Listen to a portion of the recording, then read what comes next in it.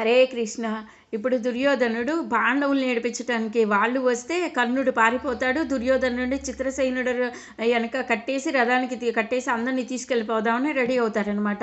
ఇప్పుడు దుర్యోధనుడి యొక్క సైనికులు ధర్మరాజు దగ్గరికి వెళ్ళి వాళ్ళు జరిగిన విషయం చెప్పి కాపాడమని అడుగుతారనమాట. అడగంగానే ఆయన ఏం చేస్తాడు, అప్పుడు కృతువులో ఉంటాడు. కృతువులు అంటే యజ్ఞాలు హోమాలు చేస్తూ ఉంటాడనమాట. ఈ అరణ్యం మొత్తంలో అరణ్యవాసంలో ఎవరి పని వాళ్ళు చేసుకుంటూ ఉన్న సమయంలో వాళ్ళే లెగవకూడదు నాయన, నేను కృతువు మధ్యలో నుంచి నేను నా తమ్ముడిని పంపిస్తాను అని చెప్తాడనమాట. భీముడిని పిలిచి అక్కడ ఏదో జరిగిందంట, నువ్వు వెళ్ళి కాపాడు దుర్యోధనుడిని అని చెప్తే భీముడు అంటాడు, పోతే పోని అన్నయ్య, కురుక్షేత్రానికి సంబంధమే ఉండదు, ఇంకా జరిగే పని ఇంకా జరగదు, ఈ వాడి కర్మఫలం ఇప్పుడే వచ్చేసింది, దుర్యోధనుడిని తీసుకుపోతాడు, గోల వదిలిపోయితే మనకి దరిద్రం వదిలిపోయింది అని చెప్తాడనమాట భీముడు.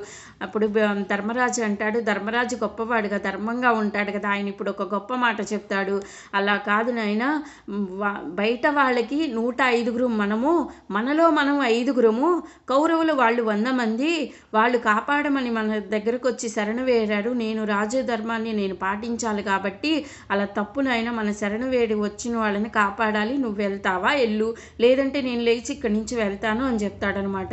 అప్పుడు భీముడు ఏం చేస్తాడు, ఆయనకి ఇష్టం లేకపోయినా కానీ కృతువులో ఉన్నాడు కదా ధర్మరాజు, కృతువు మధ్యలో నుంచి లెగవకూడదు, దోషం వస్తుందని, వద్దులే ఆ దోషం అన్నయ్యకి ఎందుకు, నేనే వెళ్తానని అర్జునుడు భీముడు ఇద్దరు కలిసి వెళ్తారు. అక్కడ పెద్ద యుద్ధం జరుగుతుంది చిత్రసేనుడి మీద. తర్వాత చిత్రసేనుడిని ఒక బాణంతో బంధించేస్తారనమాట. బంధించేసి అప్పుడు అడుగుతారు, ఇంకా అడిగితే చిత్రసేనుడు చెప్తాడు, నేను గాంధర్వుణ్ణి, నన్ను మా వాళ్ళని చంపేసి నన్ను ఇలా చేస్తాడా, అందుకని నేను తీసుకెళ్ళి దుర్యోధనుడిని స్వర్గానికి తీసుకెళ్ళి ఇంద్రుడి కాళ్ళ మీద పడేస్తాను, అప్పుడు ఇంద్రుడు ఏం చెప్తే అది చేస్తానని చెప్తాడనమాట చిత్రసేనుడు. అప్పుడు అర్జునుడు అంటాడు, నువ్వు తర్వాత చేద్దు కానీ ముందు మా అన్నయ్య దగ్గరికి తీసుకెళ్ళాలి, మా అన్నయ్య తీసుకురమ్మన్నాడు, మీరందరూ రండి అని వాళ్ళ అన్నయ్య దగ్గర ధర్మరాజు దగ్గరికి తీసుకెళ్తారు.